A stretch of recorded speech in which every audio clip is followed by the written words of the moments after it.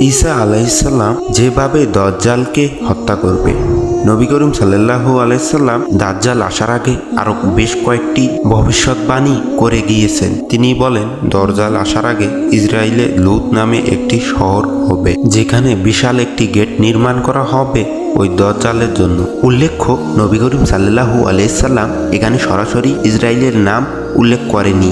বর্তমানে সেখানে একটি লুত নামে শহরও আছে, আর বিশাল একটি গেটের মধ্যে লেখা আছে, এখান দিয়ে আমাদের শান্তির দূত প্রবেশ করবে, অর্থাৎ দাজ্জাল প্রবেশ করবে। দাজ্জাল এসে তাকে প্রভু দাবি করবে, এর জন্য সে যথেষ্ট শক্তি প্রদর্শন করবে। তাই যারা দুর্বল ঈমানের অধিকারী তারা তাকে মেনে নেবে। সে 40 দিন অবস্থান করবে। তার 40 দিন আসলে কতদিন হবে তা বিভিন্ন বর্ণনায় ভিন্ন রকম। নবী করিম সাল্লাল্লাহু আলাইহি সাল্লাম বলেছেন, দাজ্জাল দুনিয়াতে অবস্থান করবে 40 দিন। প্রথম একটি দিন 1 বছরের সময় হবে, দ্বিতীয় দিনটি হবে 1 মাসের সমান, তৃতীয় দিনটি হবে 1 সপ্তাহের সমান, অবশিষ্ট দিনগুলো সাধারণ দিনের মতোই হবে।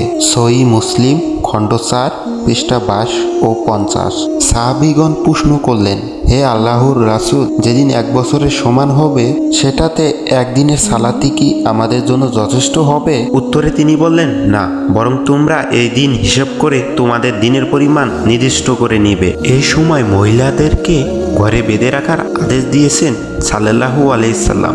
এখন অনেক মেয়েরা বলতে পারেন যে কেন, কারণ তারা খুব সহজে আতঙ্কিত হয়। নবীজি সাল্লাল্লাহু আলাইহি সাল্লাম বলেছেন, যখন দাজ্জালকে কেউ প্রভু মানবে না, তখন তার সাথে দুনিয়ার যা কিছু আছে সব চলে যাবে। একজন সাহাবী বলল, ইয়া রাসূলুল্লাহ, তাহলে ঈমানদাররা কি খেয়ে বেঁচে থাকবে? নবীজি সাল্লাল্লাহু আলাইহি সাল্লাম বললেন, তখন ঈমানদাররা লা ইলাহা ইল্লাল্লাহু বললে তাদের পেট ভরে যাবে। মহান আল্লাহ আমাদের সবাইকে দাজ্জালের ফিতনা থেকে রক্ষা করুন, আমিন। ইমাম মাহাদির 7ম বছরে ঈসা আলাইহিস সালামের আগমন ঘটবে, কারণ এ সময় দাজ্জাল এসে ফিতনা ছড়াবে। ইমাম মাহাদি ফজরের নামাজের পর নামাজ পড়ানো শুরু করবে। এমন সময় ঈসা আলাইহিস সালাম 2 জন ফেরেশতার কাঁধে ভর করে দামিস্কের সাদা গম্বুজ বিশিষ্ট মসজিদে নামবে। বর্তমানে মসজিদটি আছে, তবে এই নিয়ে কিছু বিতর্কও আছে। যাই হোক, তারপর ইমাম মাহাদি বলবে, হে নবী, আপনি নামাজ পড়ান। ঈসা নবী বলবে, না, আপনিই পড়ান, যেহেতু ইকামত হয়ে গিয়েছে। তাছাড়া এখন আমি নবী নই, আমি শেষ নবীর উম্মত। অতঃপর ইমাম মাহাদি নামাজ পড়াবেন। নামাজ শেষে ইমাম মাহাদি বলবেন, আপনি দাজ্জালকে হত্যা করেন, দাজ্জালের ফিতনা আমাদেরকে অতিষ্ঠ করে ফেলছে।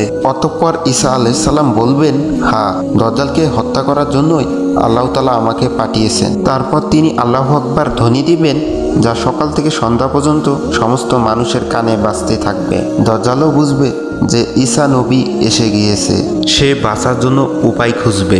ঈসা নবী হাতে তরবারি নিয়ে বলবে, দরজা খুলে দাও। তখন দরজা খুলে দেওয়া হবে এবং দরজার পিছনে দাজ্জাল অবস্থানরত থাকবে। তার সাথে থাকবে 1000 ইহুদি কারুকার্য খচিত ও খাপবদ্ধ তরবারি সহ। দাজ্জাল ঈসা আলাইহিস সালামকে দেখা মাত্র পানিতে লবণ বিগলিত হওয়ার ন্যায় বিগলিত হতে থাকবে এবং ভেগে পলায়ন করতে থাকবে। তখন ঈসা আলাইহিস সালাম বলবেন, তোর উপর আমার একটি আঘাত আছে, যা থেকে তোর বাঁচার কোনো উপায় নেই। তার নাগাল পেয়ে যাবে এবং তাকে হত্যা করবে। অতঃপর আল্লাহ তাআলা ইহুদিদের পরাজয় করবে।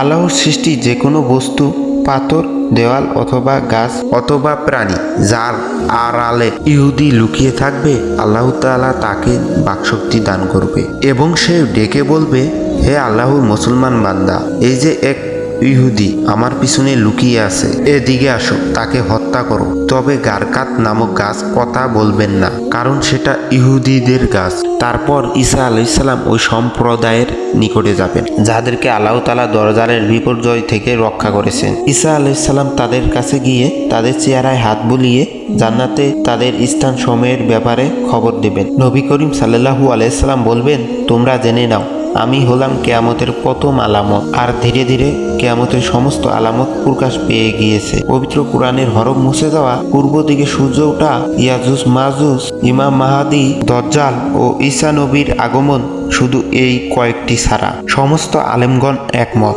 এখন যে অবস্থা, খুব শীঘ্রই এগুলা ঘটতে যাচ্ছে। অথচ সময়ের দ্বার প্রান্তে এসে আমরা জানি না কে এ ইমাম মাহাদি, দজ্জালি বা কে। ঈসা নবী যেহেতু নবী ছিলেন তাই সবাই জানবে ঈসা নবীকে, আর কতটা উদাসীনী হব আমরা। সুপ্রিয় দর্শক, ভিডিওটি এই পর্যন্ত। আশা করি ভিডিওটি সবার ভালো লাগছে। ভিডিওটি ভালো লাগলে অবশ্যই লাইক কমেন্ট শেয়ার করবেন। এইরকম নতুন নতুন ইসলামিক ভিডিও পেতে অবশ্যই চ্যানেলটি সাবস্ক্রাইব করে রাখবেন। ধন্যবাদ। ভালো থাকবেন, সুস্থ থাকবেন।